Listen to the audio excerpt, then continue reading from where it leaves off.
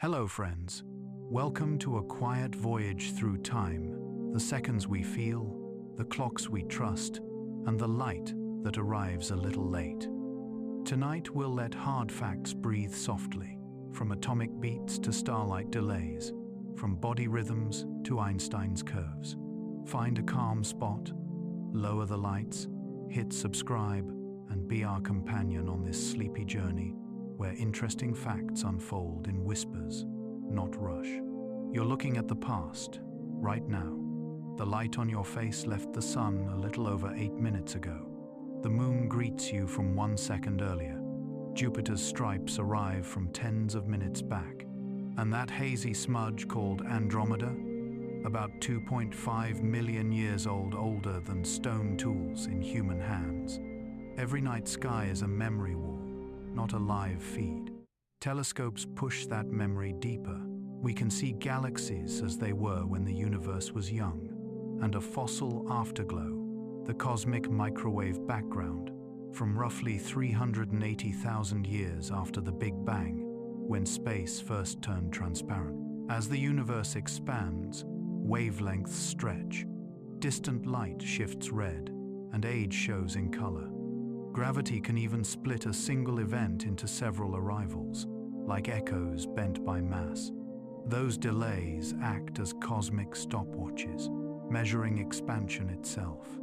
Back on Earth, time still needs tuning.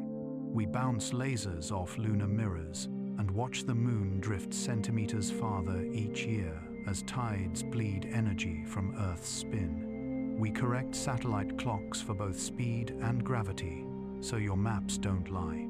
We define seconds with cesium, and still the planet asks for leap seconds to stay in step. So here is the promise. In this calm journey, you'll learn how the past hides in plain sight, how clocks survive motion, and why your own mind stretches minutes without warning. No hype, no rush, just the quiet rules that run the show. Settle in. Let the present reveal what it always was. Carefully delivered, slightly delayed, and still beautiful. The earliest timekeepers were horizons, not hands. In Mesopotamia, observers watched the first glint of certain stars return to dawn, a moment called the heliacal rising. When a bright star resurfaced just before sunrise, farmers and scribes read it as a marker. It signaled planting, warned of heat, or promised the approach of seasonal floods. The sky wrote its notes in light, and people learned to read the page. Along the Tigris and Euphrates, careful lists linked star risings to river behavior, patterns repeated enough to guide work and ritual. A star near the sun was not a myth. It was a calendar line you could trust. Egypt looked for a single spark. Near midsummer, Sirius rose in the east just before the Sunday. Its return traveled with the life of the Nile. When that blue-white point lifted from the glare, officials prepared for water to surge northward, bringing silt and renewal. The signal arrived close enough to fix tax assessments and organize labor. The civil year settled near 365 days because the flood and the star agreed. Even when the river came early or late, the star remained a steady cue. A bright point, a dark river, one habit of time. Far to the west, Mayan priests nested cycles like gears. A 260-day sacred count turned with a 365-day solar year, meeting every 52 years in a binding moment. The alignment joined ceremony and harvest in one pattern. The sky offered rising and setting. The calendar answered with dates and vows. Carvings carried both, so that corn and eclipse obeyed the same design. Time felt circular, but not loose. It returned like seasons, yet carried memory forward. Sundials turned sunlight into geometry. A gnomon's shadow traced local noon, and the season's height by angle and length.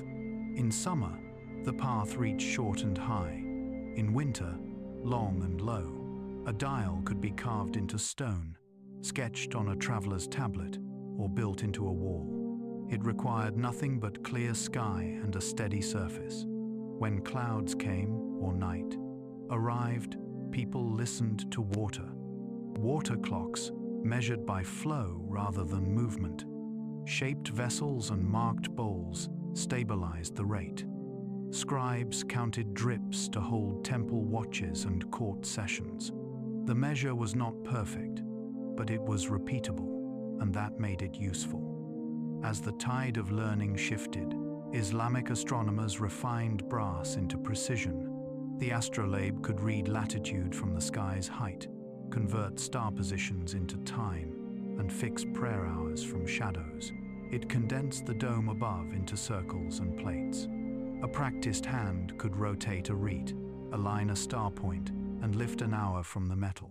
Schools copied designs, improved gradations, and shared tables. The instrument taught navigation long before compasses ruled the deck.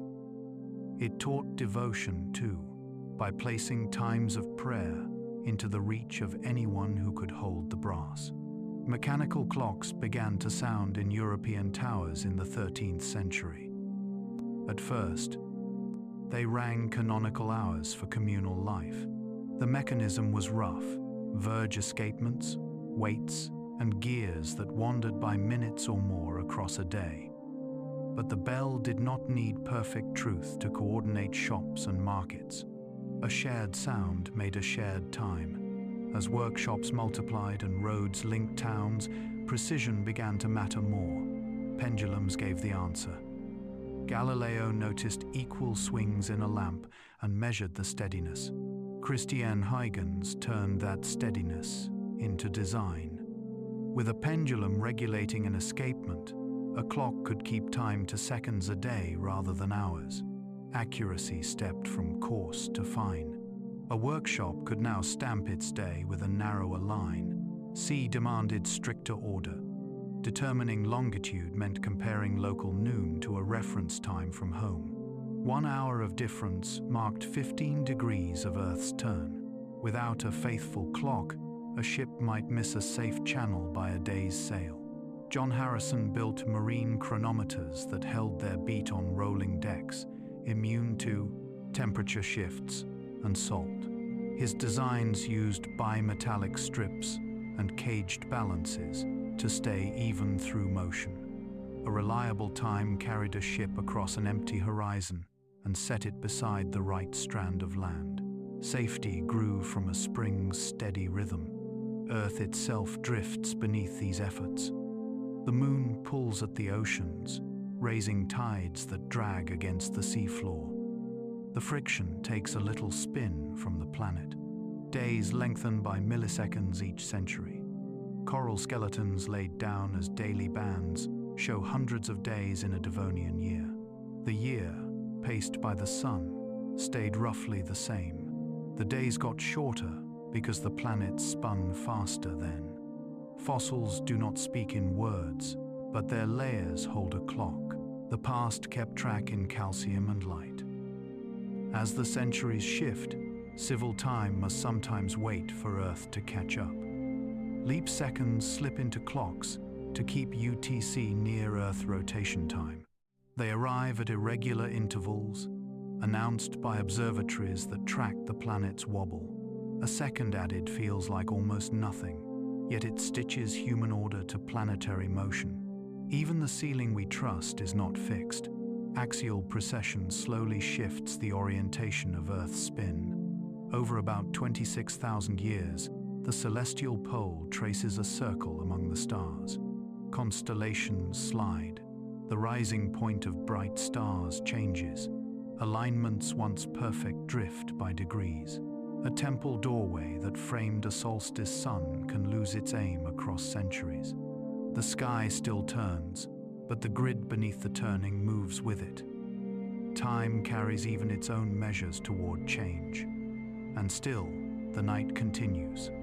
Calendars remain tuned to sunrises and seasons.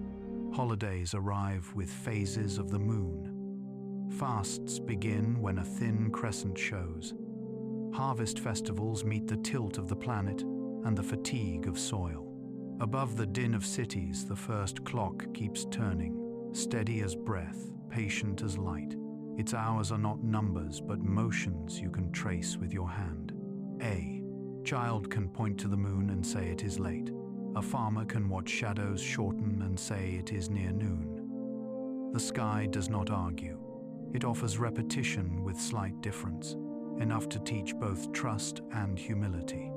As another lantern appears along the horizon, the oldest metronome shines again. Stars rise where they must, the sun returns on schedule, and the moon remakes its face. Instruments change, but the source remains. The earliest timekeepers were horizons, not hands.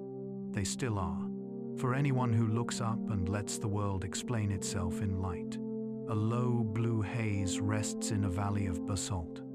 Beneath that quiet shape, Earth counts with deeper hands. Rotation marks days, revolution marks years, but slower meters write the planet's biography. Radioactive isotopes decay with reliable half-lives. Uranium to lead, potassium to argon. Their ratios date zircons at 4.3 billion years, recording early crust and the presence of liquid water. Ice cores preserve time as stacked winters.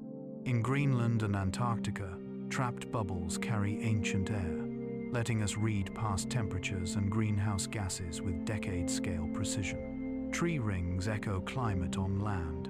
Wide bands mean generous seasons. Narrow lines show drought, fire, or cold.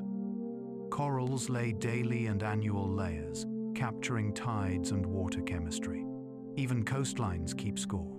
Sea level rises and falls with glacial cycles paced by Milankovitch variations in Earth's orbit and tilt. These orbital rhythms alter sunlight distribution, nudging ice sheets to wax and wane. Mountains rise at collisions and weather away grain by grain. Plate motions average centimeters per year fingernail speed that builds ranges higher than storms. Paleomagnetism freezes field directions in cooling lavas, revealing past reversals of north and south. Darwin studied uplifted shells high in the Andes and understood slow construction. Kelvin once misdated Earth as far younger by thermal cooling, until radioactivity, revealed by Marie Curie and others, supplied the missing heat source and the real timescale. Earthquakes rhythmically release built stress along faults. Recurrence intervals help hazard forecasts, though never to the day. Each archive, rock, ice, wood, stores a measured page. Together, they keep a library where years turn without noise. Read closely, and the planet's minutes are rivers, the hours are hills, and every era is a patient breath held in stone. These meters are patient because their parts move slowly but steadily. Uranium lead decay runs on half-lives, measured in hundreds of millions of years. Zircon crystals resist weathering and metamorphism, so they keep trustworthy clocks even after deep burial. Potassium-argon and argon-argon methods date volcanic layers that bracket fossils, fixing ages for quiet plains and mass extinctions alike. Rubidium, strontium, and samarium neodymium add checks, so separate isotopes agree within narrow bounds. When several clocks converge, the page is firm under the hand. Ice cores rise from polar plateaus like rolled manuscripts. Annual layers appear as slight changes in dust, acidity, and isotopes. Heavier oxygen and hydrogen mark warmer snowfall. Lighter forms trace colder storms. Air trapped in bubbles preserves carbon dioxide and methane concentrations from long before cities. Across hundreds of thousands of years, these records show temperature rising and falling with greenhouse gases in step. Volcanic eruptions leave sulfur spikes. Distant fires add black carbon threads. In some cores, a single year's blizzard can still be counted long after empires fade. On land, trees bind weather to wood. Dendrochronology matches ring patterns across living forests and ancient beams, building calendars year by year. Warm, wet summers widen cells.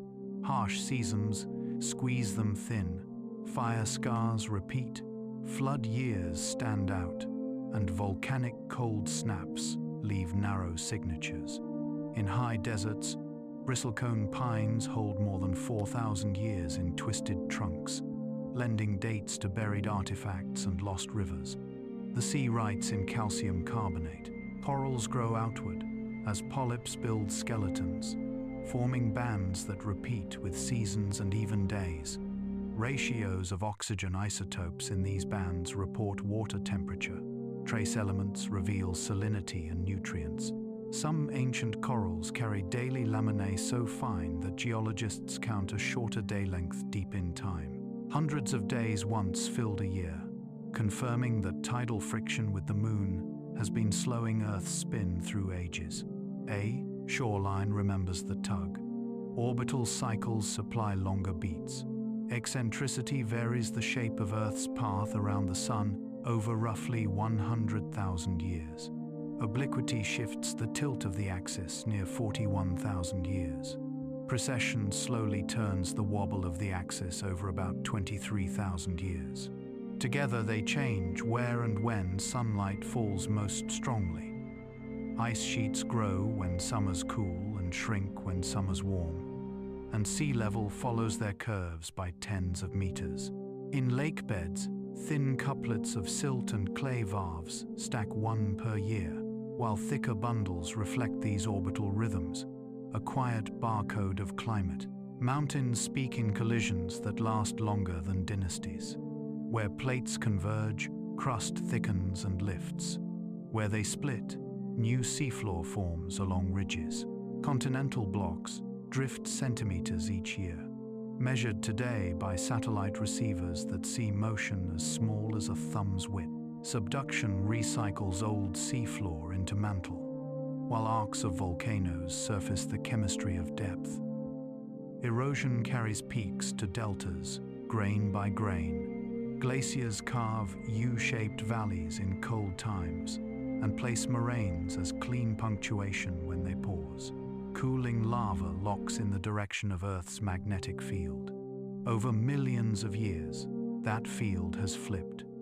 North, becoming south, and back again. Bands of opposite polarity on the seafloor mirror across mid-ocean ridges, a zebra pattern that proves spreading and times it cleanly. In basalt flows on land, stacked reversals match the global sequence, so a black rock can point to its place in the timeline. Magnetic minerals are tiny compasses that never forget the cooling wind. Even great minds needed better clocks. Charles Darwin read history in terraces raised by slow uplift and in marine shells high in the Andes, connecting earthquakes to long construction. Lord Kelvin estimated Earth's age from cooling, but he lacked radioactivity's hidden fire. Marie Curie named that fire and opened the door to deep time. With decay as a heater and a clock, the planet's age expanded from tens of millions to billions of years. A larger room fits the observed furniture. Stress along faults builds as plates resist motion. When friction yields, earthquakes release energy in seconds. Some faults rupture in repeating ranges of decades to centuries. Some hold silence for longer and then surprise. Paleoseismology digs trenches across scarps to reveal past breaks, each filled with sediment that can be dated. These intervals help maps, drills, and codes, though no calendar carries the exact day. Shorelines rise where crust rebounds after ice melts. Scandinavia still lifts millimeters each year from the loss of ancient weight. River deltas sink where sediments compact and seas creep higher. Beaches remember storms in buried overwash layers. Caves grow stalagmites that track rainfall through oxygen isotopes and trace metals, storing monsoon strength and drought length in stacked stone. Lowest plains hold windblown dust that thickened during cold, dry centuries and thinned during warm, wet ones. Each setting keeps score in its native script. All these archives turn change into measure, then measure into meaning. They allow gentle comparisons that bridge feelings and facts. A human lifetime can watch a glacier retreat meters each year, but it can also read 1,000,000 winters in 10 meters of ice. The bond between those scales is companionship. It says our brief hours can still hold the story of long patience without hurry or fear. As the tide shifts, the slow meters continue, indifferent to applause. They keep their pulses in zircon lattices, in trapped air, in cedar hearts and coral walls. They tie the angle of sunlight to the weight of oceans and the breath of forests. They join the fall of a pebble with the tilt of a world. When night returns to the valley of basalt, the haze will settle again, and the deeper hands will keep counting. And somewhere, underfoot, a very old page will turn without a sound. Inside the skull, seconds bend like warm glass. Temporal perception is constructed by networks that compare intervals. The cerebellum helps keep rhythmic precision for movement and speech. The basal ganglia weigh patterns and pace, smoothing beats into steady expectation. The prefrontal cortex estimates duration and holds it in working memory. The insula links body state to felt time, tying heartbeat and breath to the sense of length. None of these regions act alone. They exchange signals constantly, refining estimates with each blink and breath. We do not hear a separate ticking. We infer a span from changes inside and around us. Neurochemistry tunes the dial. Dopamine speeds subjective seconds when levels are high. Rewards feel quick, because internal markers arrive faster than usual. Low dopamine stretches moments and slows internal counting. Noradrenaline rises during threat and heightens sampling. More frames are gathered in each instant, so danger feels longer. This temporal dilation is a protective bias. It gives the nervous system time to choose. After the surge fades, perception returns to calmer resolution. Time does not change its rate. The feeling does. Heartbeat entrains awareness more than we notice. People estimate intervals better when pulse and breathing fall into coherence. Slow inhalations and longer exhalations stabilize autonomic rhythms. The brain uses this regularity to anchor its comparisons. When the heart races, estimates scatter. When the heart settles, they gather. Simple practices help. Counting 4 slow breaths can improve timing on short tasks. Athletes train cadence partly for this reason. A steady body quiets temporal noise. Meditation reduces metabolic demand and narrows mental chatter. Long practitioners report broader, quieter present moments. Imaging studies show altered activity in default mode networks during practice. These networks mind wander and time travel in ordinary rest. When they soften, the mind returns to immediate sensory flow. Minutes feel open because fewer thoughts compete for the same span. The technique does not stop clocks. It reduces interference, so internal markers align. Sleep remaps the clock each night. During REM, dream narratives compress hours into minutes. Sequences jump because the brain stitches fragments into stories and treats gaps as continuous. Experiments with lucid dreamers support this compression. Dreamers learn to move their eyes in prearranged patterns. Those signals appear on sleep recordings as markers. When they count to 10 in dreams, they take roughly twice as long as when awake. The result varies by person and night, but the trend holds. Dream time flows slower than waking time for simple counts. This says little about meaning and much about construction. The brain edits its film at a different frame rate during sleep. Memory shapes the length of experience. New events create dense traces across senses and associations. Childhood stores many firsts, so summers feel wide. With age, novelty declines. Years seem to accelerate because fewer distinct markers are recorded. The hippocampus orders episodes into sequences. Damage to this structure dissolves order and leaves a perpetual present. Without a reliable index, minutes lose edges and hours blur. Imagining futures activates similar circuits as recall. The same machinery that rearranges yesterday recombines elements of tomorrow. The temporal workspace serves memory and foresight together. Clinical changes reveal the parts. Parkinson's disease alters interval timing through dopamine loss. Patients may underproduce or overproduce durations depending on task demands. Treatments improve some measures but not all, showing that timing is distributed. Schizophrenia can distort simultaneity judgments and sequencing. Sounds that arrive close together may seem fused or reversed. These shifts affect speech perception and social cues. Even simple factors bias estimation. Cold makes seconds feel longer. Fatigue shortens attention spans and shrinks the sense of window size. Hunger, pain, and fever bend evaluation in predictable ways. We never sense time directly. No receptor detects seconds the way cones detect light. The brain builds a soft ruler from sensations, goals, and arousal. It checks when signals rise and fall, counts cycles, and compares patterns. Then it edits the story in hindsight. If an outcome was rewarding, the lead-up seems brief. If nothing happened, the same minutes feel stretched. Joy shortens, waiting lengthens. In this elastic arena, physics keeps its law, but feeling writes the calendar of the heart. Daily life shows the method gently. A morning commute with new music appears shorter because attention is occupied. The same road in silence grows long. A classroom minute expands at the end of a test. A conversation with a friend dissolves an hour. These are not errors. They are results of the same comparison system in different contexts. Attention marks time with a finer brush when stakes are high. It uses broader strokes when safety and comfort return.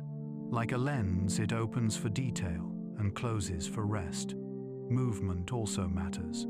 The cerebellum's timing helps the body predict impact and balance. When steps match cadence with a metronome, distance estimates improve. When rhythm breaks, we misjudge turns and stops. Musicians develop precise timing through practice because neural oscillators sync across motor and auditory areas. Dancers feel phrase boundaries as physical cues. These skills show that accurate temporal maps can be trained. They endure when the environment keeps regular cues. Language offers another clue. We describe time with space because the brain shares circuits for both. We look forward to events and back at days. Mandarin speakers more often map time vertically, with earlier times up and later times down. These habits influence judgment subtly. People make slightly different sequence decisions after moving in those directions. The ruler bends toward the metaphors it uses, but the construction principle stays the same. Technology interacts with our clocks. Notifications fragment attention and multiply short intervals. Each reset forces the prefrontal cortex to rebuild a plan and restart a timer. Long tasks feel broken into pieces. Deep work repairs this. Uninterrupted spans allow markers to align into larger blocks. The experience of flow follows. In that state, heart and breath settle. Dopamine rises in steady waves, and the ruler feels smooth. Minutes can vanish because comparisons slip beneath awareness. Practice restores balance. Regular sleep strengthens daily rhythms. Morning light anchors phase because it advances the circadian clock. Caffeine shifts perception by boosting arousal and dopamine signaling, but timing the dose matters. Too late and sleep drifts. Gentle exercise improves interval production by stabilizing autonomic tone. Small routines become reliable cues. A cup, a stretch, a page. The mind learns these as markers and spaces the day. None of this diminishes wonder. The brain is a companion to time, not its master. It listens, measures, and sometimes mishears. The mishearing serves purpose more often than not. Extra length during danger helps. Compression during joy preserves energy. Expansion during boredom motivates change. The system is biased toward care. Its aim is survival and meaning, in that order, and sometimes at once. As the tide shifts, a minute in your hand feels lighter. Breath and pulse agree on a pace. Signals slow to a helpful rate. Outside, the street will keep its hour. Inside, the ruler will lie down and smooth its edge. The evening grows broader when you let it, and sleep waits kindly at the far end of the span. Quiet water holds a faint sheen, and a single ripple drifts outward without return. The surface looks still, yet each widening ring marks a direction that never reverses. The arrow of time is entropy, given shape. In ordinary language, it is the tendency of things to spread, mix, and even out. In a closed system, the number of ways to be disordered greatly exceeds the ways to be arranged. Milk blends into coffee and does not unmix because mixed states outnumber separated ones by an astonishing margin. Rudolf Clausius named entropy in the 19th century to capture this tendency. Ludwig Boltzmann tied it to probability with a simple expression, S equals K times the logarithm of W, linking entropy to the count of microstates consistent with what we see. That equation stands on his grave because it explains why the future feels different from the past. At microscopic scales, the laws run both ways. Ideal movies of two particles colliding look sensible forward or backward. Newtonian and many quantum equations are time reversal, symmetric. Nothing in those bare rules demands a one-way flow. The one-way feel emerges statistically when countless particles interact. We do not follow every molecule. We average, we blur, we coarse grain. In that soft focus, gradients flatten. Heat flows from hot to cold, not because it is forbidden to do otherwise, but because there are far more ways to share energy evenly than to keep it sharply divided. Think of a string that relaxes after it is plucked. The energy does not vanish, it spreads into many modes. Life seems to resist this slide, but only locally and only by paying a bill. Cells maintain order by exporting entropy as waste heat. Erwin Schrödinger described organisms as feeders on negative entropy, meaning they harvest gradients in sunlight, sugars, or chemicals, and turn those gradients into structure. A leaf arranges carbon into sugars by using solar energy and vents heat to the air.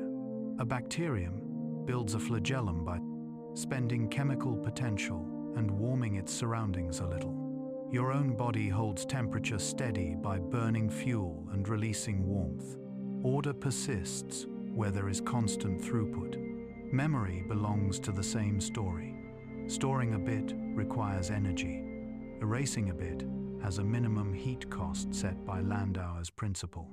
The more information a device manipulates, the more heat must be dissipated somewhere. Even the neatness of a hard drive is purchased with power from the wall and warmth in the room. That small glow is entropy, leaving with the dust of forgotten states. Our knowledge of the past and our ignorance of the future may reflect this slope. Low entropy beginnings allowed records to accumulate. Ashes do not become logs because the earlier low entropy arrangements were rare and fragile, and the universe has already moved away from them. Cosmology extends the question to the widest stage. The early universe was astonishingly uniform in its matter distribution, yet that uniformity was low entropy for gravity. Smooth gravity means potential for clumping, and clumping increases the number of accessible configurations.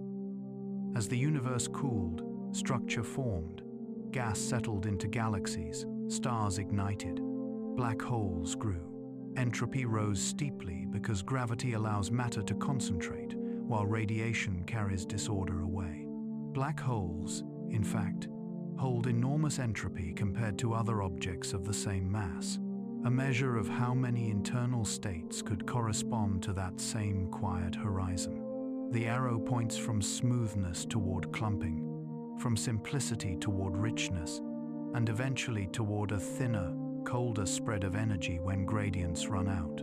The everyday demonstration sits by the bedside. Add cream to coffee and watch the pale ribbons curl. For a moment, lace and loops seem to hold. Within seconds, the pattern dissolves into a single tone. The beauty is not lost. It is shared among countless molecules as their motions diversify. A similar diffusion happens in sound that fades in a hall or perfume that softens in a room. Many arrangements lead to evenness, and only a few lead back to an earlier clarity. None of this cancels tenderness. Entropy does not mean ruin. It means permission for variety. A hot pan cools because the kitchen offers room for its energy to travel. A storm dissipates because the atmosphere provides many states in which wind can spread. Even learning follows the theme. New ideas integrate with old ones, and the mind relaxes into a larger, gentler set of connections. As the tide shifts, order becomes story rather than stricture. The arrow depends on how we look. When we blur the details, we see gradients flatten. Coarse graining hides the perfect reversals and reveals the overwhelming likelihoods. This is not a flaw. It is how macroscopic truth appears. Thermometers cannot track the bounce of each molecule, yet they measure the shared result precisely. Ovens, engines, and ecosystems run on averages, not on the accidents of a single fragment of air. The second law speaks in crowds. There is comfort in its reliability. Heat engines cannot beat their limits. Refrigerators must exhaust more heat than they remove from food. Information processors must warm their surroundings when they erase. These constraints are steady companions, like rails on a night train. They do not scold, they guide.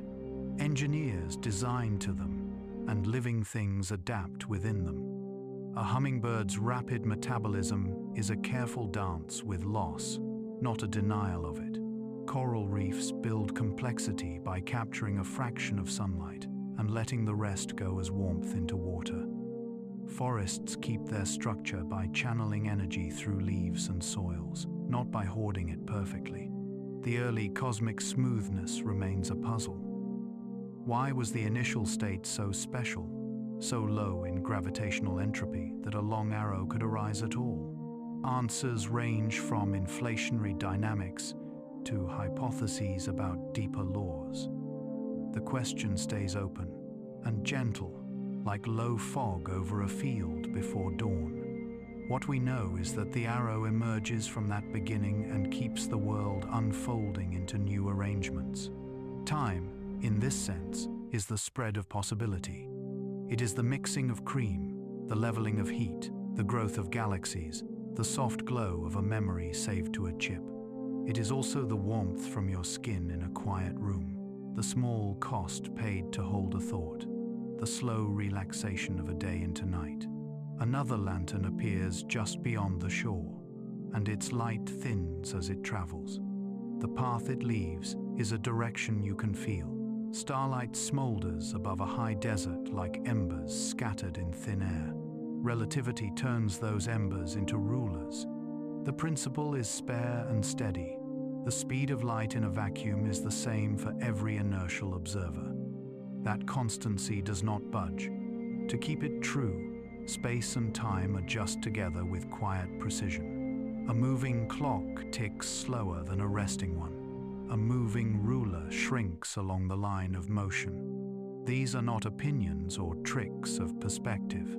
They are the way the universe preserves a single speed limit while letting everything else fall into place. Muons born high in the atmosphere offer a gentle proof. At rest, they live only microseconds, too short to cross the thickness of air. Yet, detectors near the ground record them in great numbers because their inner seconds lengthen as they rush close to light speed. Time for them has stretched just enough to reach us. This soft arithmetic widens with gravity. Mass and energy tell space-time how to curve, and that curvature tells matter where to move. Near a massive body, proper time runs slow. A clock on a mountain runs a touch faster than a clock at sea level. A clock on a satellite runs faster still by gravity, but slower by speed, so both influences must be counted at once. Pound and Rebka measured this redshift in 1959 inside a Harvard tower. They sent gamma rays upward and watched them lose a tiny shade of energy, climbing against Earth's pull. The photons arrived with longer wavelengths, as if a small breath had been taken from their light. In 1971, Hafele and Keating flew atomic clocks eastward and westward on commercial jets. When those clocks met the ones that stayed home, the differences matched the numbers predicted by velocity and gravity combined. Air travel had become a quiet classroom for Einstein's ideas. The corrections are small, but daily life leans on them. GPS would fail without them. Satellite clocks gain on us by about 38 microseconds each day if left untouched. Engineers build the fix into their timing, so your navigation remains crisp. Without those adjustments, positions would drift by kilometers in a single day. A phone's blue dot would wander like a sleepy moth. Instead, algorithms fold both relativity effects into routine, and the route home remains steady. Each microsecond carries the weight of a city's commute and a pilot's descent. Light itself shows the bend. When it passes near the sun, its path curves slightly. During the 1919 eclipse, Arthur Eddington measured that deflection at about 1.75 arcseconds, and the images of background stars slid by just that amount. The result turned a page in science with quiet clarity. Planets bear the signature too. Mercury's orbit precesses by an extra 43 arcseconds each century beyond Newton's predictions. General relativity supplies the missing turn, a tiny correction that matches the sky. Even language must step softly here. The numbers are modest, but the agreement is exact enough to hush debate. Some bends arrive as brief tremors. In 2015, LIGO detected gravitational waves from merging black holes. The signal stretched and squeezed space by far less than a proton's width across 4 kilometers of vacuum tunnel. Mirrors shifted by distances almost too small to name, yet the pattern fit the predictions. Those waves came from far away, carrying a story of 2 heavy remnants spiraling into one. The cosmos spoke in ripples, and the ground answered with faint motion. A passing wave is not a sound, but it feels like one folded into length and time. Black holes deepen the lesson. At the event horizon, escape would require light to run faster than light. For a distant observer, processes near that edge appear to slow towards stillness, their light red shifting into darkness. For the falling traveler, time flows normally, and the outside universe seems to rush and fade. Both views are consistent within their frames. They share one law while keeping 2 experiences intact. Relativity does not demand a single narrative. It asks only that the physics stay consistent for everyone. None of this stays in the clouds. Elevation alone changes the tick of a clock. Lift a precise clock a few floors, and it will run faster than the lobbies by a measurable amount. Long baseline experiments confirm it. Optical lattice clocks now feel differences in gravitational potential across centimeters. Time keeps loyalty to height with exquisite politeness. The rule is simple. Higher means faster, deeper means slower, motion slows, and light stays constant. An altimeter can be made from hours. A map can be traced with seconds. The way these pieces fit offers comfort. The universe is flexible enough to cradle galaxies and rigid enough to be trusted by a wristwatch. Special relativity guards one's speed so that causality holds. General relativity wraps that rule around mass so that orbits, tides, and lenses make sense. Engineering turns both into tools. Interplanetary probes correct their clocks and steer by delayed light. Radio telescopes synchronize dishes across continents using time as a glue. Airline schedules trust a network of atomic standards that hold drift to a whisper. The math remains elegant, but the result is ordinary. You land at the right gate. Tenderness lives in the predictability. A train arrives because synchronized seconds agree. A doctor's scanner measures heartbeat intervals with clocks that keep a global beat. A farmer checks sunrise from a weather app built on satellites that understand their altitude. The facts do not bow to feeling, yet they ease it. Certainty calms the mind. Relativity does not unsettle the day. It steadies it by explaining the small slips that would otherwise confuse measurements. The world stays consistent when the numbers include the bend. A few lines of metaphor help only to center the shape. Think of the constant speed of light as a taut string, and think of space and time as the knots that slide so the string never snaps. Then set the image down and return to the plain truth. The postulates hold in every experiment. Michelson and Morley saw no ether wind. Particle accelerators must account for time dilation to match observed decays. Muon lifetimes at high speed require no extra stories once dilation is included. The pattern repeats across fields. Precision forces theory to behave, and theory helps precision grow finer still. In the high desert, the stars feel close, yet their light is old. The delay and the bend coexist without argument. You can trust the horizon while knowing the numbers that refine it. You can watch a plane cross the moon and know its onboard clocks are drifting by nanoseconds, even as your eyes simply enjoy the pass. This is the companionship relativity offers, a firm frame under wonder. As the night deepens, the embers still measure the sky, and the quiet math keeps every promise. Another hush arrives, and the path to the next thought opens like a slow door. Ash drifts over a sleeping crater. The dark seems to breathe. Far away, stars do the same, but on longer clocks. A star begins as cold dust and gas drawn inward by gravity.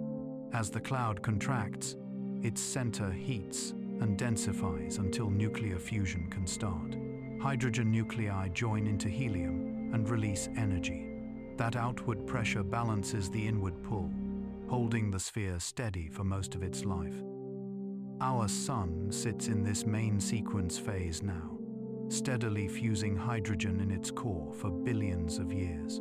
In stars like the Sun, the dominant route is the proton-proton chain. In hotter, more massive stars, the CNO cycle takes over and runs faster. Temperature and mass control the pace. Bright, heavy stars burn quickly. Faint, light stars conserve their fuel. When hydrogen in a core thins, gravity regains ground. The core contracts and heats, while the outer layers swell.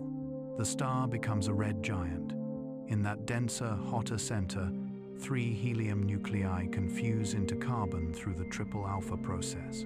If the mass is larger still, fusion steps upward to oxygen, neon, magnesium, and silicon in shells, stacked like an onion. Each layer burns on a shorter timescale, with silicon fusion racing through days compared to hydrogen's million-year calm. The sequence stops at iron, because combining iron nuclei does not yield energy. An iron-rich core cannot support the star. When it grows near a critical mass, the support fails suddenly. Electrons are squeezed into protons, forming neutrons and releasing a flood of neutrinos. Pressures jump, and the inner core rebounds. A shockwave forms, and helped by neutrinos escaping the core, tears the star apart in a supernova. For a few weeks, that single event can outshine its entire galaxy. The explosion throws heavy elements into space. Calcium in bones and iron in blood were forged in stars and hurled outward by such blasts. Even heavier elements, like gold or iodine, can arise in rapid neutron capture during the explosion, or in the merging of neutron stars. Each event seeds future clouds, so new systems inherit the chemistry of older lives. If the leftover core is modest, electron degeneracy pressure was enough before the collapse to hold a white dwarf, but core collapse usually proceeds to neutrons. A neutron star remains, roughly the mass of the Sun or a bit more, squeezed into a sphere about 20 kilometers across. Its crust is crystalline, its gravity is immense. Surface gravity is billions of times stronger than Earth's. Magnetic fields can be 1 trillion times our planet's field, and sometimes higher in magnetars. Many neutron stars spin rapidly. If their magnetic axis and spin axis misalign, beams of radio or X-ray light sweep past us. We see pulses with metronomic precision. Some pulsars rotate hundreds of times per second, and their timing rivals the best human clocks over long spans. There is a higher limit where even neutrons cannot hold back gravity. If the mass exceeds that threshold, gravity carries the core further inward and a black hole forms. General relativity predicts a boundary called the event horizon, where escape speed equals light. Nothing crossing it returns. From far away, matter falling toward that boundary appears to slow, dim, and redden, while in its own frame, it moves normally. Around the boundary, space-time curves light into arcs. The Event Horizon Telescope assembled radio dishes across Earth to resolve that region in the giant galaxy M87. The image revealed a dark central shadow, ringed by a bright crescent, a photon ring shaped by curved space-time. That pattern matched the predictions of relativity with striking clarity. Black holes are not entirely silent. Quantum effects at the horizon imply a faint glow, now called Hawking radiation. A stellar mass black hole would take an unimaginable span to evaporate, far longer than the current age of the universe, yet the principle links gravity and quantum fields through time. Matter falling toward a black hole can also shine before it crosses the edge. Gas swirls into a disk, heats through friction, and emits light across the spectrum. In close binaries, a black hole can pull from a companion star, creating flickering X-ray signals that betray the hole's presence, though the object itself remains dark. Not all supernovae share the same cause. In some cases, a white dwarf in a binary system accrues material from a companion.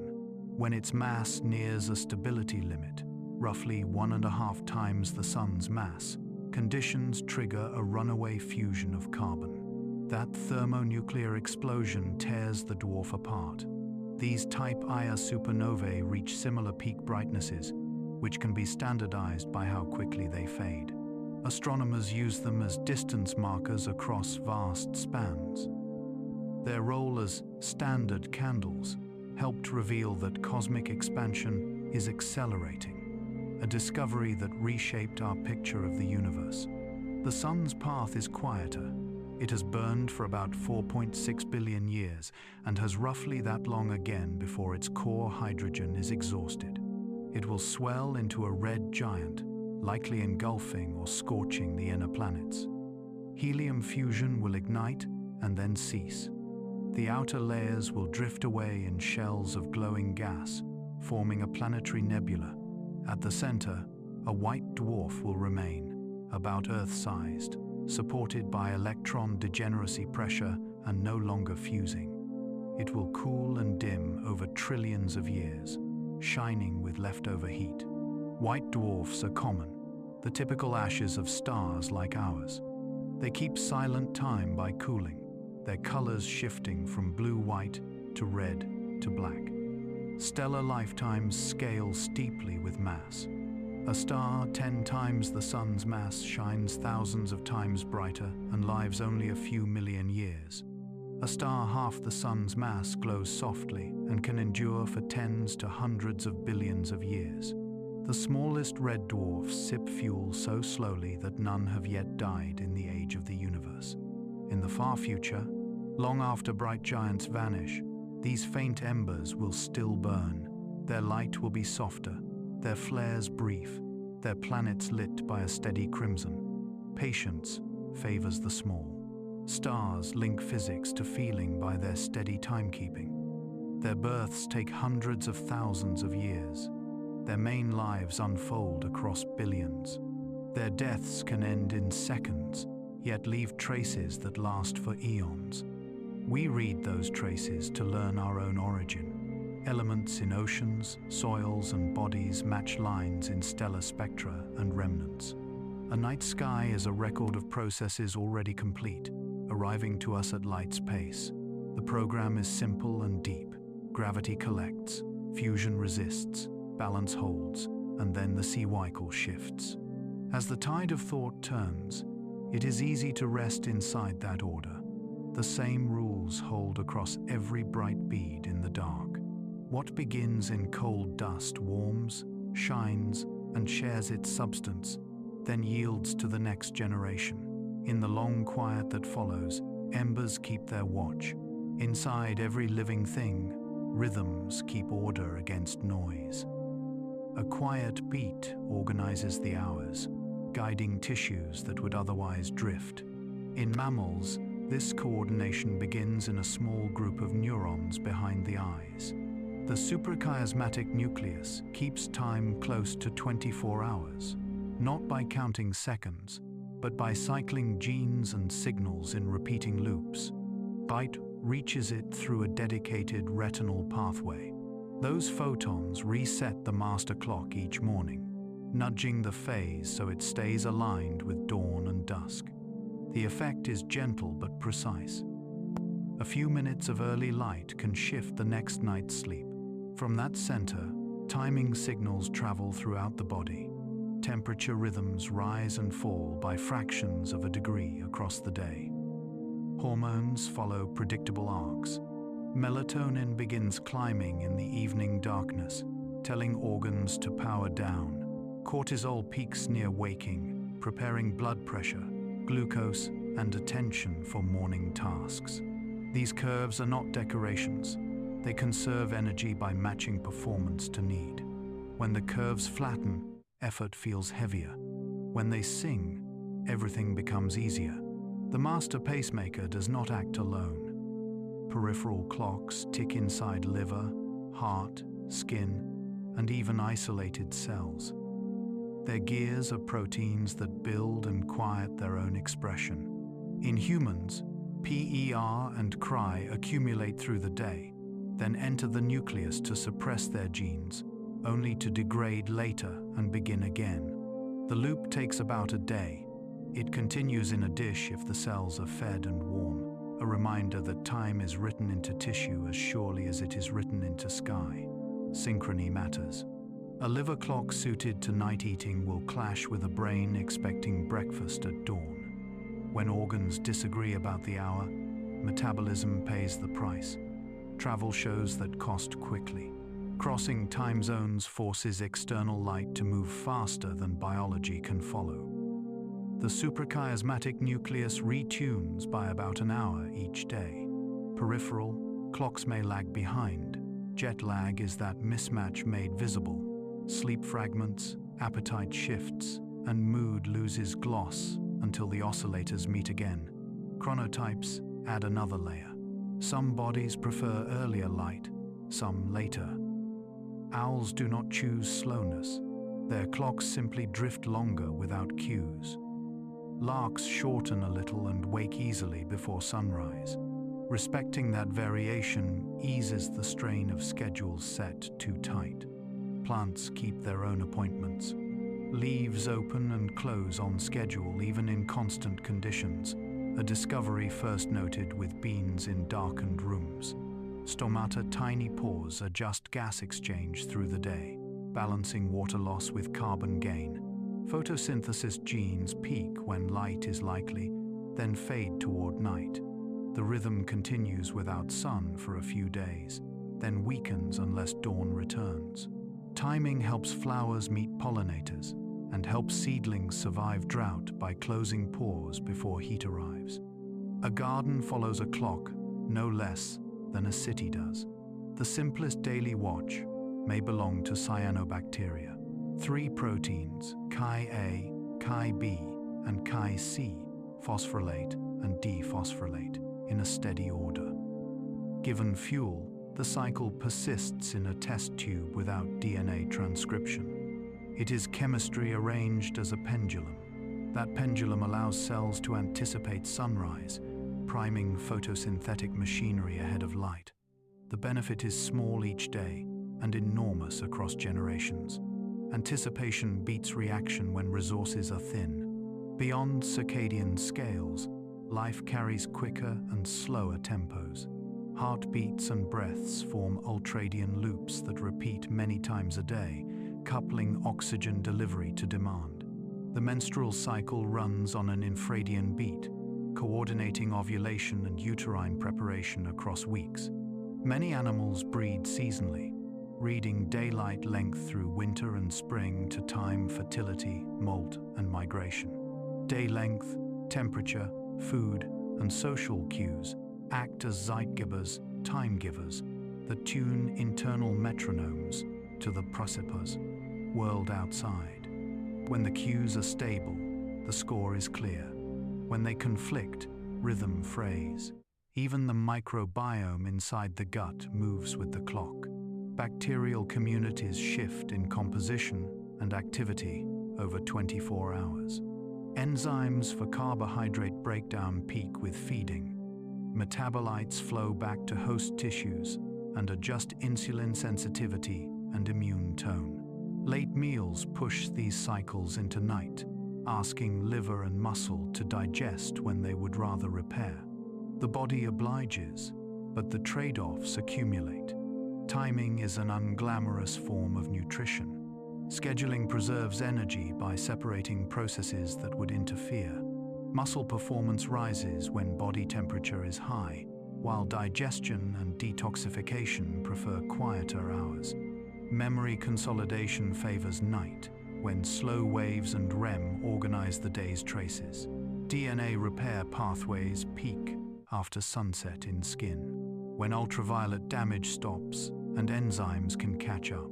The logic is simple. Let the noisy work of daytime happen together, then clear and file the results in darkness. Like lanes in a small bridge, traffic moves best when direction alternates. Misalignment makes that bridge jam. Light at night suppresses melatonin and delays sleep. Shift work pushes clocks into long fights with sunrise. Irregular meals reset liver and pancreas without warning, while the brain stays on city time. Over years, the mismatch raises risk for obesity, diabetes, depression, and certain cancers.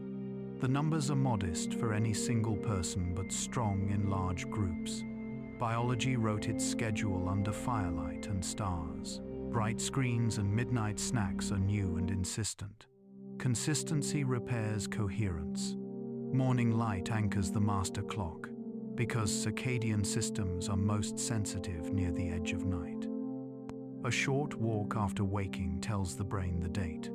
Predictable meals give the liver a reliable postmark. Steady sleep windows let melatonin climb and fall cleanly. Caffeine placed earlier helps by avoiding late stimuli. Exercise time to daylight increases amplitude of rhythms. None of this is dramatic. It is gentle pressure, repeated daily, that restores a stronger wave. That wave feels like relief. When internal peaks align with the tasks we ask of them, reaction times improve, mood lightens, and attention drifts less. The same hours still pass, but they pass with less friction. A day with rhythm holds more room. The science is not a rule book. It is a reminder that the body listens to the sky and the plate and the clock with equal care. Even in cities that never dim, the old cues still work when we make space for them. Life's clocks do not stop. They only lose and regain coherence. A week of late nights will flatten the signal. A week of steady dawns will raise it again. The metronomes are patient. They forgive distraction and start fresh with the next sunrise. If you let them, they will carry part of your weight, like a gentle current returning you to shore. And as the tide shifts, the day arranges itself quietly around you once more. Night rests on the dome like a dark glass bowl, quiet and clear. Stars seem fixed, yet every spark that reaches us has been traveling.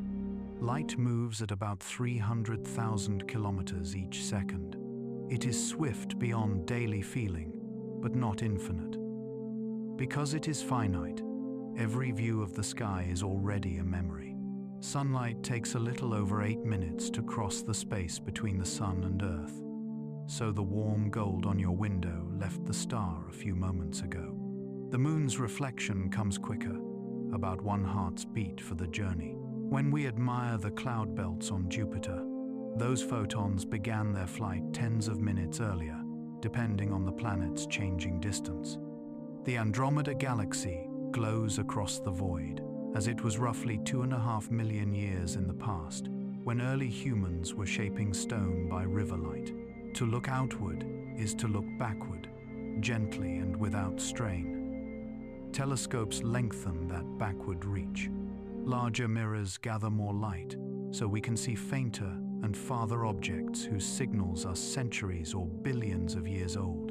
Distant galaxies appear younger, not because they are pretending, but because their light left when the universe itself was young. We observe star factories crowded and blue, supernovae flashing in thick arms, black holes feeding in bright cores, all recorded long before our time. Older still is the faint microwave haze that fills every direction. This cosmic microwave background comes from about 380,000 years after the Big Bang, when the first neutral atoms formed and space became transparent. Before that change, light scattered endlessly in hot plasma and could not travel far. When the universe cooled enough for electrons to join nuclei, light decoupled and started a free journey that has not stopped. Expansion quietly stretches that light. As space grows, wavelengths lengthen, shifting colors toward red. The more distant the source, the more redshift we see, and the older the message becomes. Astronomers turn that shift into distance and age, then assemble a history of structure rising from smooth beginnings. Sometimes gravity adds a second lens to the story. Mass bends space-time, so light passing near a galaxy or cluster can split, arc, or multiply into several images that arrive at different times. Those travel time differences depend on the path, shape, and the mass along the way. By watching a single quasar flicker in its several images, or a supernova brighten and fade along multiple arcs, researchers measure those delays and refine our understanding of cosmic expansion. A lens in space becomes a stopwatch with curved hands. Closer to home, light marks small distances with quiet accuracy. During the Apollo missions, astronauts left mirrored arrays on the moon. On clear nights, observatories send pulses of laser light to those mirrors, then time the round trip to a fraction of a billionth of a second. The measured distance changes by centimeters each year, as tidal interactions move the moon slowly outward. That drift is a physical record of energy lost from Earth's rotation into the bulge it raises in the ocean. The numbers look small, yet over centuries, they clarify the dance between planet and satellite. Timekeeping on Earth also depends on signals that move at light speed. Atomic clocks in laboratories stay synchronized through radio and fiber links, marking seconds for navigation, science, and communication. Engineers correct tiny delays introduced by air, glass, or cable to keep the network aligned. Satellites in the GPS constellation carry clocks that run slightly faster in weaker gravity and slightly slower because of their speed. Software applies both adjustments, so positions remain true. The methods are careful, but the principle is simple. When timing is precise, the world stays in register. Nothing outruns photons in a vacuum. Inside matter, however, information can slow. Water and glass delay light through. Interactions with electrons, making the apparent speed lower without touching the fundamental limit in empty space. The effect allows lenses to focus and fibers to guide. Meanwhile, other messengers travel with different ease. Neutrinos, which barely interact with matter, cross thick layers with almost no trouble. Gravitational waves, ripples in space-time from violent mergers, pass nearly undisturbed through dust and gas. In 2017, a burst from colliding neutron stars arrived as gravitational waves and as light, separated by less than 2 seconds after a trip of more than 100 million years. The near-tie confirmed the speed of both signals and revealed where in the system the brightest light was born. As the tide of night shifts, the lesson stays calm. The present we see is not quite the present that is. It is a layered scene, assembled from arrivals that left at their own times, across their own distances, through their own fields of gravity. The eye gathers them into one quiet evening and accepts their small differences without strain. That habit is a comfort. It means you can sit beneath the sky and let it speak at the pace it chooses. Light keeps its promises with patience. It carries news steadily, frame by frame, across a universe that does not hurry. What looks still is simply far, and what feels near is just more recent. The night is full of faithful couriers. They do not rush your door. They arrive when physics allows, and they knock softly. Aging is change that prefers one direction, moving from tidy beginnings toward looser ends. In living cells, that direction shows itself in small, measurable ways. DNA collects breaks and chemical marks as years pass. Repair pathways work constantly, stitching and polishing, yet a fraction of damage remains. With every cell division, telomeres at chromosome tips shorten a little. When they grow too short, the cell eases into senescence, stops dividing, and releases signals that can inflame nearby tissue. This steady drift explains why cuts heal slower in late life and why tissues stiffen with time. The Hayflick limit captures part of this story. Human fibroblasts, watched in culture, divide only a few dozen times before resting. The count is not exact for every cell, but the pattern holds well enough to set expectations. Inside the same cells, mitochondria leak reactive oxygen during normal energy production. Those reactive molecules nick proteins and lipids unless detox systems keep pace. Autophagy, the process that recycles worn parts, declines with age, so clutter accumulates. Epigenetic patterns also change. Methyl groups attach and detach in different places on DNA, altering gene activity. From those marks, researchers build epigenetic clocks that estimate biological age, sometimes diverging from calendar age in ways linked to health. Some creatures soften the rule. Hydra replace tissues continuously and show little sign of senescence across long observation. Naked mole rats resist many cancers and maintain protein balance longer than similar-sized mammals. Certain jellyfish can revert to youth-like stages after stress, rebuilding their bodies from earlier blueprints. Tardigrades enter a dehydrated state, suspend metabolism, and survive years of dryness or bursts of radiation by stabilizing molecules with protective sugars and special proteins. In mammals, Lifespan roughly scales with body size and metabolic rate.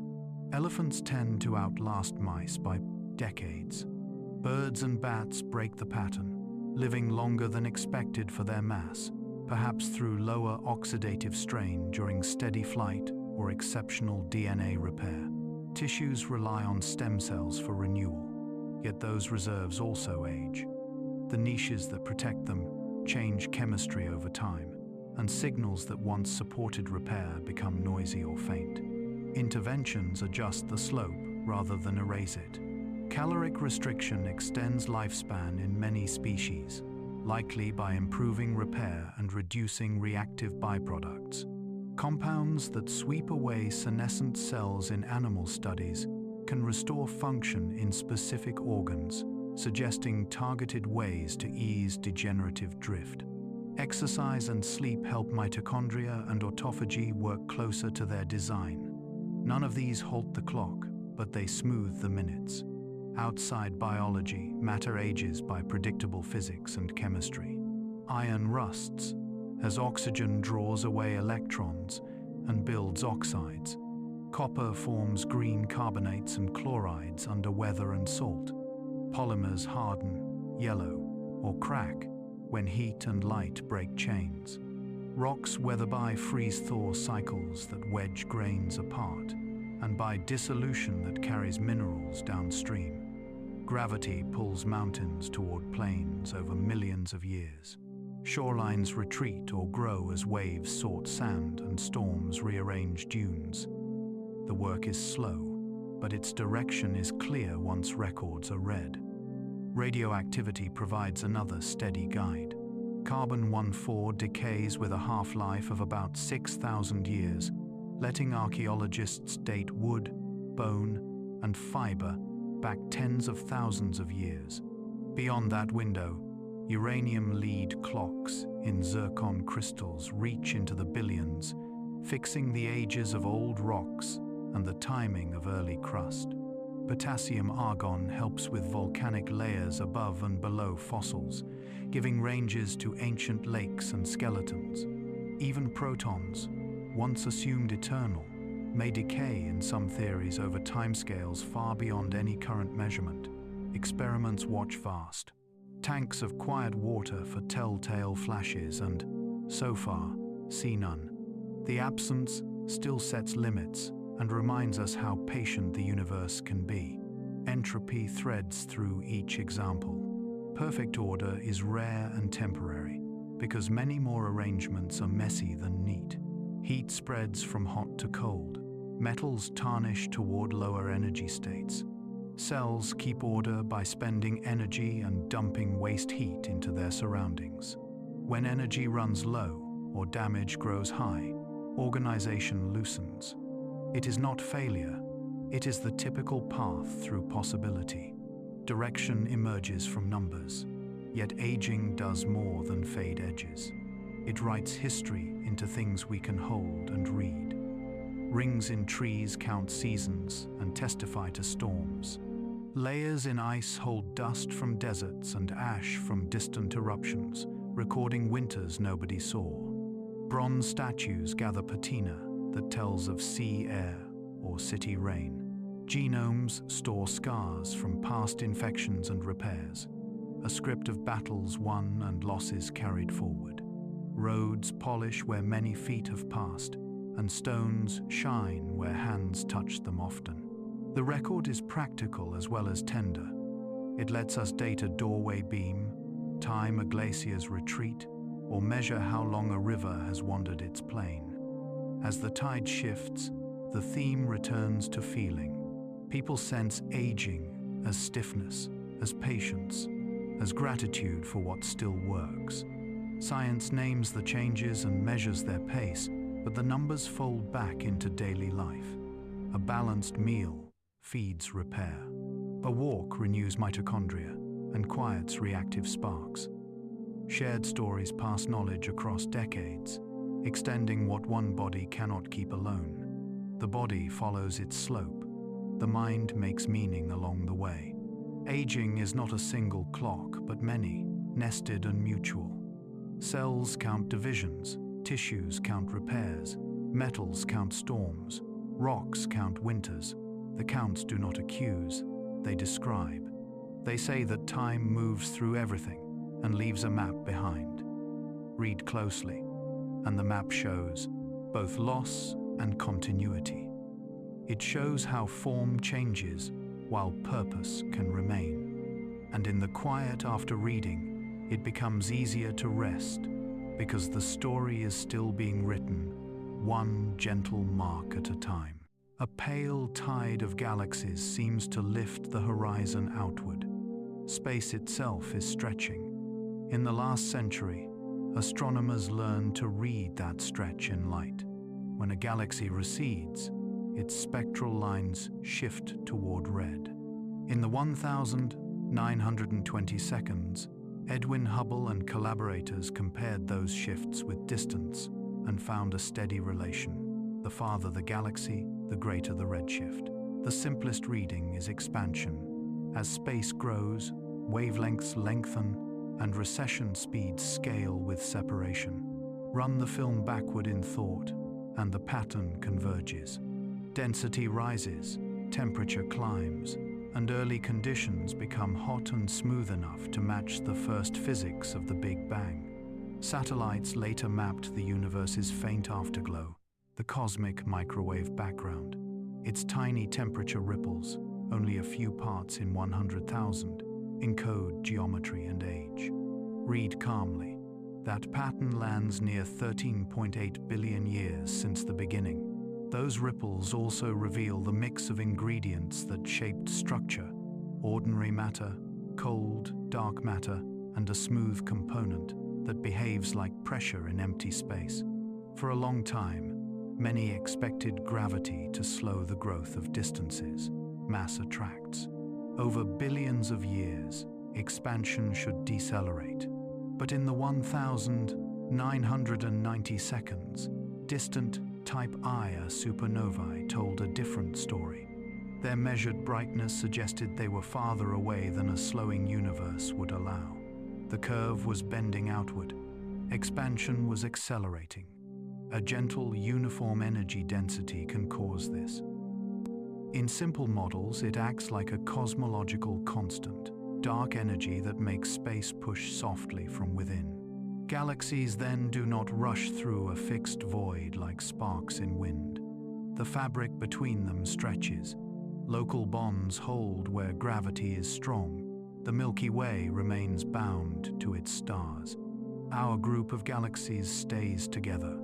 Expansion is most honest at the widest scales, across clusters and the dark lanes between them.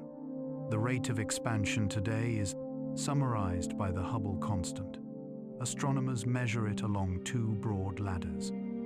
One uses nearby Cepheid variables and Type Ia supernovae to climb outward step by calibrated step.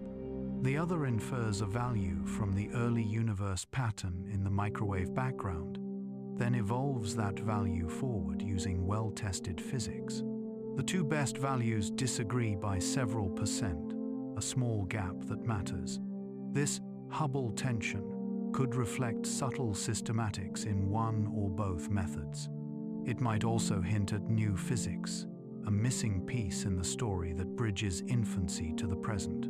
For now, the difference remains a careful question rather than a crisis. Precision improves. Cross-checks accumulate. The map gets sharper. On larger canvases, gravity sculpts the cosmos into filaments and voids. Initial quantum fluctuations, tiny density seeds, were amplified over time. Cold, dark matter, moving slowly compared with light, gathered first, pulling ordinary gas into its wells. Stars lit along these strings. Galaxies merged, clusters assembled, and great empty regions widened between them. Computer simulations reproduce this cosmic web when seeded with the observed mix of matter and dark energy. The picture is not decorative. It shows how time, gravity, and composition collaborate to turn a nearly uniform beginning into a textured present. As the dusk deepens, consider fate as a set of measured options. If dark energy is truly constant, expansion continues indefinitely. Distant galaxies will drift beyond our reachable horizon as their light redshifts into invisibility. The night would grow quieter, not in numbers here at home, but in the far background fading from view. If the driver changes character, outcomes vary. A gentle easing could slow the growth of distances. A reversal could end in collapse, and a hot reunion of matter and light. If pressure grows extreme, a dramatic rip might unbind structures in a final, accelerating rush. Each scenario depends on a few parameters. We are still narrowing. None of them shift tomorrow's dawn. Closer in, the sky keeps its familiar band. The Milky Way arches, as it has for all recorded memory. Bound systems ignore the far field's persuasion because their internal gravity is stronger. Planets remain in their orbits. Stars circle the galactic center on schedules of hundreds of millions of years. Tides still sculpt coasts. Seasons still turn. Expansion acts like a law, written for great distances, polite enough to leave small rooms untouched. The numbers behind this calm have practical use. Baryon acoustic oscillations, the fossil scale imprinted in the distribution of galaxies, give another yardstick to measure the expansion history.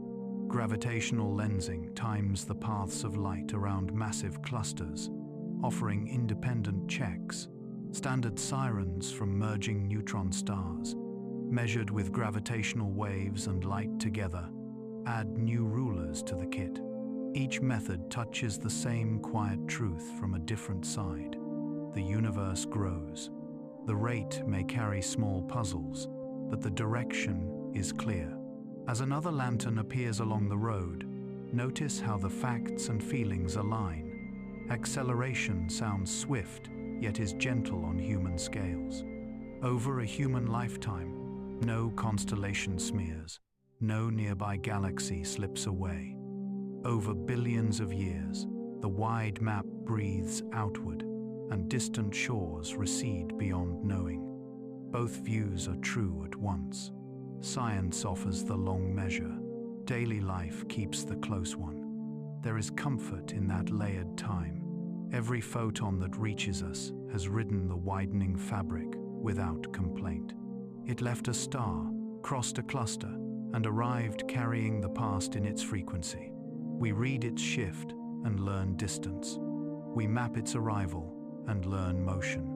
We compare many such messengers and learn history, not as a sudden revelation, but as a pattern that settles into place.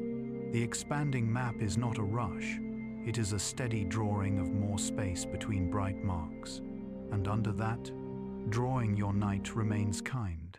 The sky tonight carries the same river of light, even as the banks move apart while the water flows. Bell chimes fade across an empty square. Their echoes hang longer than the notes. The air holds them for a moment, then lets them go, as if sound itself were deciding what should remain. Philosophers have long asked whether time exists beyond the mind or only inside it. Parmenides pictured reality as a seamless whole, unbroken and complete, where motion is deception and change only appearance. Much later, Immanuel Kant placed time within us rather than outside, calling it a form of intuition that arranges sensations in sequence. In that view, events do not carry time like luggage. The mind supplies the ordering, so experience can be read. The question sounds abstract, yet it touches daily life. If time is internal, our perception is the loom that weaves moments into a single cloth. Physics sometimes nods in the same direction. Many fundamental equations work forward and backward with equal ease. Reverse the velocities in Newton's laws for a few ideal particles, and the film still looks correct. Certain quantum equations share this symmetry as well. Nothing within their symbols singles out a preferred direction. The difference we feel between before and after appears only when we step back from particulars and look at large collections. Entropy rises on average in big systems, and with it the sense of an arrow. But the bare rules do not point on their own. They allow pointing to emerge. Julian Barbour pushes farther.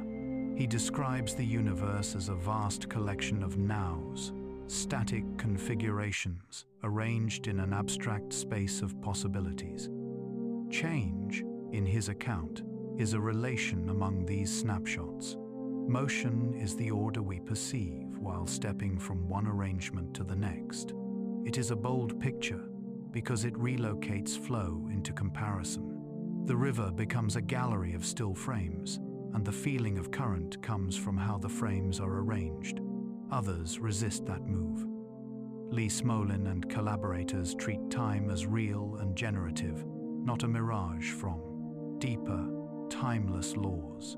They argue that cosmological evolution may require genuine novelty, the kind that no static block can contain. If constants can drift or new structures can arise, then time is not only a coordinate, it is a creative principle. On that view, the universe learns as it goes, and history is not an illusion, but a resource. Relativity complicates everything quietly. Simultaneity depends on motion. Two observers gliding past each other slice space-time into now in different ways, both consistent, neither privileged. A signal cannot outrun light, so agreement about order is local, not universal. Einstein, thinking about these cuts through space-time, called the distinction between past, present, and future a stubbornly persistent illusion. Yet he wrote those words in a letter of condolence, and the human weight of the moment did not vanish. Geometry can fold succession, but nervous systems still depend on it. Biology makes that dependence plain. The hippocampus knits episodes into sequences, so that life does not dissolve into isolated flashes. The amygdala flags what matters, sharpening the trace of events that carry risk or reward. The cortex leans forward with prediction, sketching what may come next from what has already arrived. This machinery keeps cause linked to effect inside the skull. Without it, experience fragments. Patients with hippocampal damage live in a perpetual present because the thread that ties moments has frayed. Thermodynamics gives direction a physical anchor.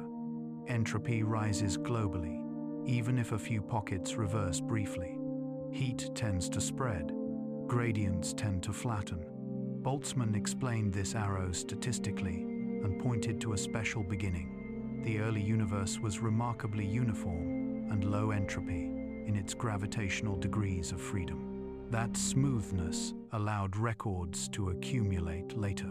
Ashes do not assemble into logs because the number of disordered arrangements is overwhelmingly larger, and the cosmos started from a state that made memory possible. A diary keeps ink because the paper is clean to start with. Quantum theory contributes ambiguity and wonder. In some interpretations, a measurement updates the world in a way that looks time-directed, as if the act prunes possibilities into outcomes.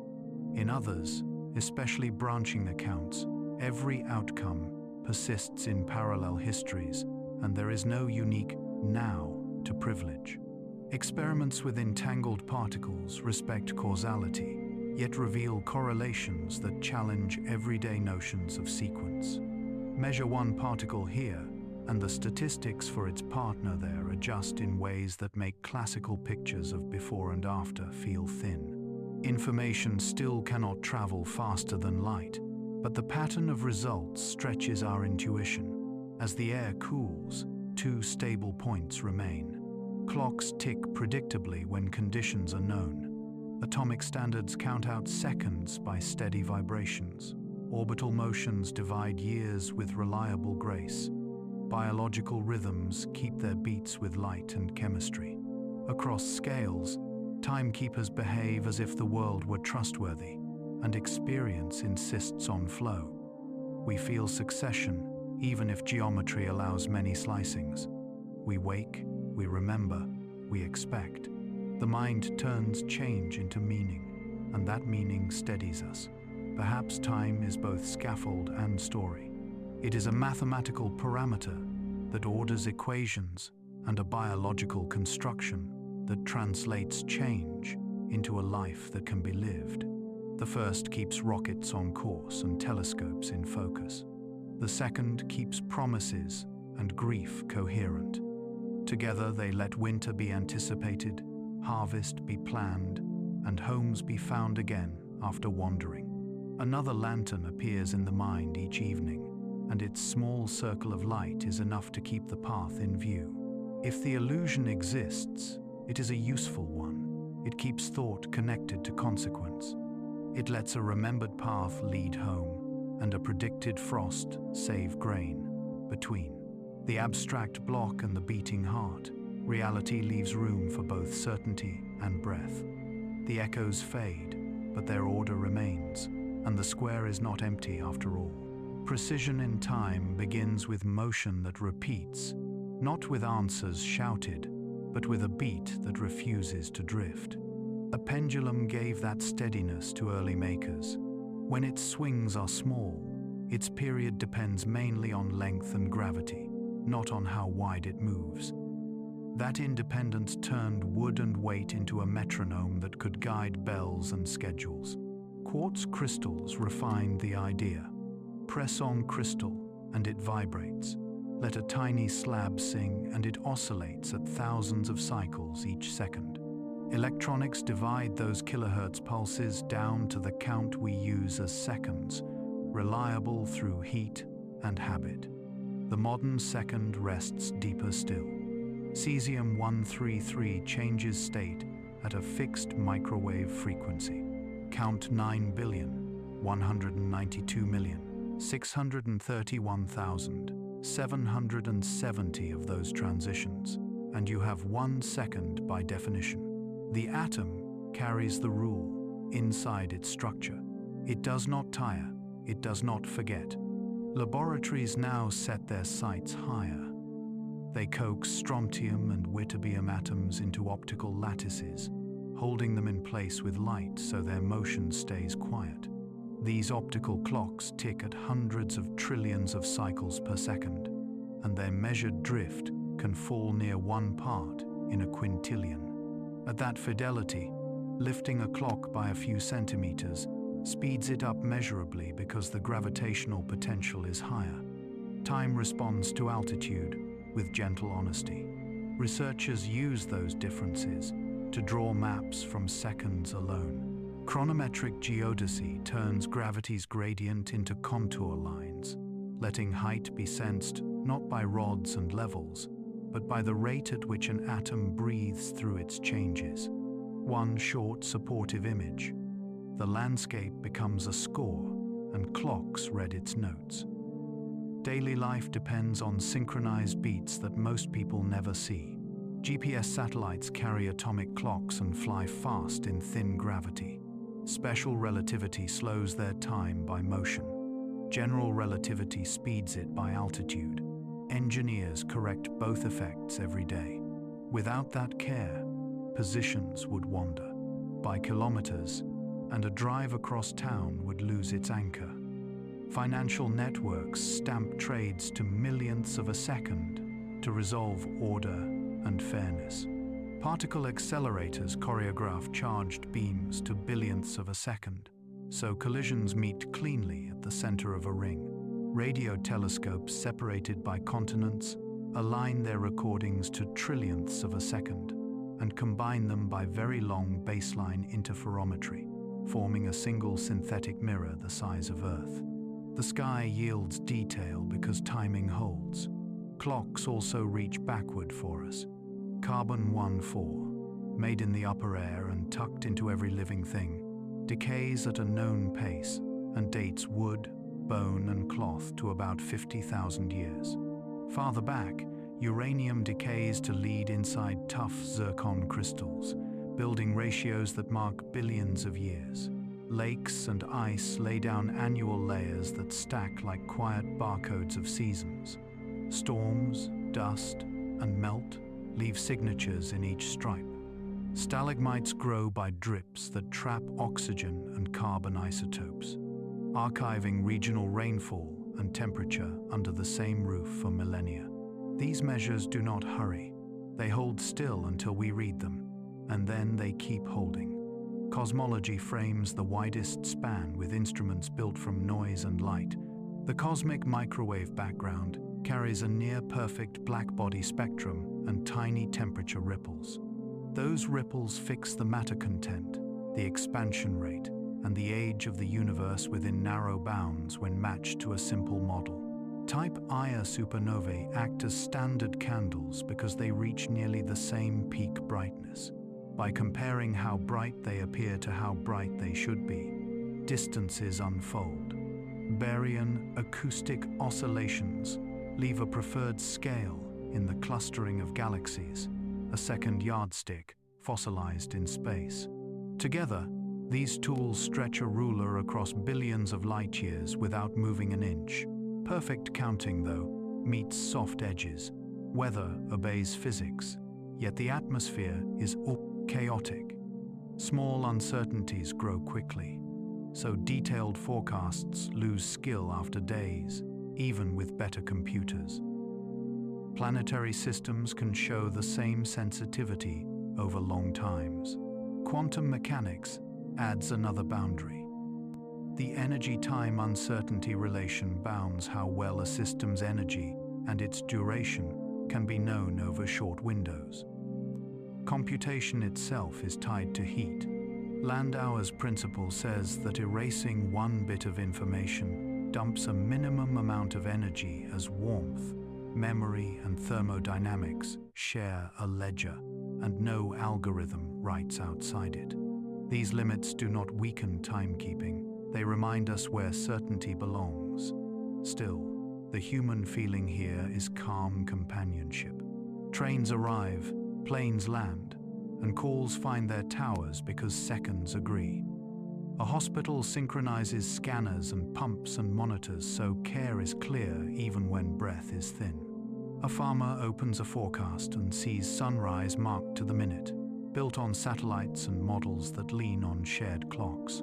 Precision gives the day a gentle backbone. It is not spectacle. It is trust you can sleep beside. As the night settles, the rule remains simple. We measure the river by the stones we place in it, knowing the water still slides between. The point is not to hold the flow. The point is to keep the marks honest, so morning knows where to begin. Creation unfolds as tempo. In myth, beginnings arrive with a first dawn, a spoken name, a seed laid in darkness. Cycles repeat, eras close, and time itself becomes the loom. In the physical world, making never truly starts or stops. After the Big Bang cooled, hydrogen and a little helium condensed into the first stars. In their cores, fusion linked light nuclei and released energy that held gravity in check. Stellar furnaces built elements up to iron, step by step, because fusing iron yields no extra energy and the chain halts there. When massive stars collapsed and exploded as supernovae, or when neutron stars collided, heavier nuclei formed in brief storms of neutrons. Gold, iodine, platinum, and many rare elements came from those violent minutes and spread through space. Dust, rich with metals, gathered into new clouds. Those clouds cooled and fragmented. Disks formed around young suns. Within the disks, grains stuck, grew into pebbles, then into planetesimals and protoplanets. Gravity sorted orbits, and collisions finished the work. Rocky worlds kept dense cores and thin skins. Gas giants captured deep envelopes. Radioactive isotopes inside newborn planets released heat as they decayed. That steady warmth softened interiors, powered volcanism, and drove tectonic motion that built continents and recycled crust. Atmospheres emerged from volcanic gases and cometary ices. Oceans condensed where surface temperatures allowed liquid water to persist. Chemistry organized long before cells learned to divide. Simple carbon chains formed on mineral surfaces and in shallow pools. Fatty molecules assembled into vesicles that trapped ions and separated inside from outside. Gradients formed across those thin walls. Reactions that used those gradients left more stable products behind. Ribonucleotides linked into strands that could store sequence and sometimes copy parts of themselves. No single spark defines the start of life. Increasing complexity simply crossed thresholds until feedback sustained structure. On a living world, metabolism and replication became reliable because energy flowed in and waste moved out. Sunlight and chemical energy fed early ecosystems. Photosynthesis later changed both ocean and rock by releasing oxygen. Over eons, iron in seawater rusted into sediments, and the air gained a breathable share. That shift allowed new pathways in cells and supported larger, more energetic bodies. Evolution gave making a clock. Variation arises in every generation. Selection and drift sift those changes, keeping what works where conditions demand it. Darwin tracked patient change in barnacles and finchbeaks, noticing that small differences accumulate into new forms. Modern genetics dates splits in lineages by counting substitutions across genomes, turning mutation rates into molecular clocks. Ice ages, paced by subtle changes in Earth's orbit and tilt, redrew coastlines and forced migrations. Bottlenecks brought losses, mixing brought novelty. Ecosystems recovered along new lines. Coral reefs grew millimeter by mineral accretion and biological work, then reassembled after storms from surviving fragments. Forests recolonized ground exposed by retreating ice, rooting where climate matched their needs. Culture layered faster tempos atop biology. Speech compressed teaching into minutes. Writing preserved knowledge beyond a lifetime. Printing multiplied pages into libraries. Digital networks now move ideas across the planet in fractions of a second. Scientific practice recombines knowledge like genes. Hypotheses are tested. Peer review and replication act as selection. Stable results persist. Weak ones fade. Tools extend reach. CRISPR edits genomes with guided enzymes and short sequences, allowing precise changes that once took years to attempt. Radio arrays join widely separated dishes through synchronized clocks, creating virtual telescopes the size of continents. That timing sharpness helped image the shadow of a supermassive black hole, translating faint, delayed signals into a coherent picture. Across fields, reliable time underlies measurement. Atomic standards steady satellites and laboratories. Without shared seconds, instruments drift and evidence loosens. Art answers making with its own measures. Music arranges duration into meaning. Meter places rests where breath can fall. Paint layers capture decisions. Drying oils fix a day's gestures into a surface that endures. Stone and steel hold bridges against seasons. Fired clay keeps its shape because heat crosses a threshold that reorganizes minerals into a stronger lattice. Human artifacts resist forgetting by persisting longer than the hands that shaped them. Their materials count the passing years through patina and wear yet hold intention legible to strangers. Creation is not a single surge. It is sustained organization against noise.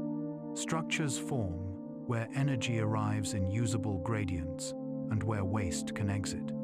They survive when fluctuations fall inside tolerable bounds. The planet supplies such conditions in many places. Hydrothermal vents where chemistry runs on deep heat. Tidal flats where evaporation and mixing repeat. Lakes layered with different waters. Forests that recycle nutrients through roots and fungi. Time provides both room and test. Systems that keep rhythm with their surroundings remain, those that do not fade. A theorem holds because its reasoning fits every case it claims. A reef endures because growth balances breakage. A language persists when it continues to carry meaning between people across days and distances. As the tide of thought changes, it helps to notice how often the same rule appears. Matter gathers, organizes, and settles into patterns that can repair themselves under ordinary stress. Energy flows through and keeps those patterns from dissolving. The pace varies from milliseconds in circuits to millions of years in mountains. The result remains the same: endurance shaped by measure. Making, in this view, feels less like a spark and more like a long handshake between order and change. The kiln's heat is steady, the clay turns, and form emerges because conditions are kept right for long enough. Far ahead, the universe also moves toward a quieter hour. If dark energy keeps acting like a steady pressure in empty space, expansion continues without pause, and distant structures drift past one another's horizons.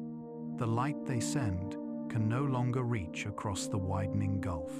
Star formation slows as gas is locked in old stars or cooled into clouds too thin to collapse. Bright blue giants vanish early. Longer-lived suns age into calm embers. The smallest red dwarfs endure the longest, burning fuel slowly for trillions of years, far beyond any history the Milky Way can remember. When their hydrogen finally fades, they become black dwarfs, cold residues that our young cosmos has not yet had time to make. White dwarfs cool toward darkness for unimaginable spans. Neutron stars, born from collapsed cores, lose rotational energy and magnetic fury until their beams no longer sweep the sky. Planetary orbits shift under tiny gravitational tugs and passing stars. Some planets fall inward and lose themselves to their stellar remains. Others are flung into interstellar night. Galaxies continue to gather in slow collisions, forming larger ellipticals that shine for a while with recycled gas, then settle into stillness. After these mergers end, each giant island of stars grows more solitary as expansion stretches space between clusters. Silence, in cosmic terms, is simply fewer gradients to climb. In that deep future, black holes dominate the ledger. They feed on stars, clouds, and stray light, converting order into horizon and heat. Quantum theory predicts a faint reply from their edges. Hawking radiation. It leaks energy away grain by grain. A black hole with the mass of a star would take around 10 to the 67th years to evaporate. A supermassive one at a galaxy's center would last vastly longer. The numbers are so large that language feels small beside them. Yet the rule remains simple. Even the darkest wells pay their debt to emptiness until the last. Horizon thins and vanishes into the background glow. When those final evaporations finish, only a thin bath of low-energy photons and the lightest particles remains. Temperatures approach a uniform value everywhere. Entropy nears its maximum. Without gradients of temperature or density, nothing can perform work. Processes that store memory or build structure cease because there is no uphill left to climb. This scenario is called heat death, not for fire but for the absence of useful difference. The arrow of time still points forward, but its steps grow too small to matter. A universe that once forged calcium in stars and carved rings in ice becomes a soft, even whisper. Other endings remain possible. If dark energy strengthens with time, expansion could run away. Distances would grow faster than bound systems can resist. Galaxies would break, stars would tear, and finally even atoms would lose their hold. This is the Big Rip, a quick, dramatic quieting in the language of cosmology. If instead, dark energy weakens or changes sign, gravity might slow the growth and eventually halt it. Expansion could reverse. Matter could fall inward, heating as it compresses, ending in a big crunch. Some models link that inward turn to a bounce, with a new expansion following on the far side. Quantum gravity may alter each extreme, softening singular edges into transitions we do not yet understand. Near those boundaries, our current equations blur. The script is unwritten there, or written in symbols we have not learned to read. None of these horizons disturb the next sunrise. They unfold on scales so large that even the oldest trees are sparks by comparison. Meaning, meanwhile, stays close. A seed answers to rain next week, not to heat death. A city plans for river levels this century, not for the fading of red dwarfs. A culture measures legacy by whether its libraries remain readable, whether its stories reach new voices, whether its tools leave room for mercy. The cosmos supplies room and rule. Within that room, small choices become weather. A lamp left for a traveler, a river tended through drought, a word stored carefully so it survives a winter of forgetting. It helps to remember that the universe has always balanced breadth with intimacy. The same physics that carries galaxies apart keeps your phone's clock honest. The same thermodynamics that points from low entropy to high also guides sleep, digestion, and repair. When we steady our days, morning light, regular meals, a quiet hour before bed, we cooperate with time instead of wrestling it. The great future is not a threat. It is a vast permission, a background in which small kindnesses can repeat. A life does not need forever to matter. It needs rhythm and attention, and the willingness to return. After the last fire, after the last equation cools, time may have no work left. Until then, it is the space where care can echo. The stars will continue their long accounting. We, for a while, can keep a more human book, pages of water given, patience practiced, doors held open in a noisy hall. As the night lengthens, hold that scale gently. The futures are written in numbers larger than language, but this moment is written in you. You have crossed sundials and pendulums, oceans and atoms, memories and maps, and found the same lesson folded everywhere. Time holds shape gently. It bends near mass, stretches with speed, and flows from low entropy toward ease. It keeps coral calendars and tree journals, guides satellites and sleep, and lets future and past meet in the mind's small theater. Scientists argue over its nature scaffold or story, while clocks keep faith with their task. The debate does not stop dawn. Between two ticks lives a space large enough for comfort. Breath lengthens there, thought loosens there. The seconds outside will continue their work whether you count them or not. Let them. Set your own measure to a slower key, soft enough to carry you to rest. The river does not ask to be watched to keep moving. Close your eyes. What needs keeping will be kept.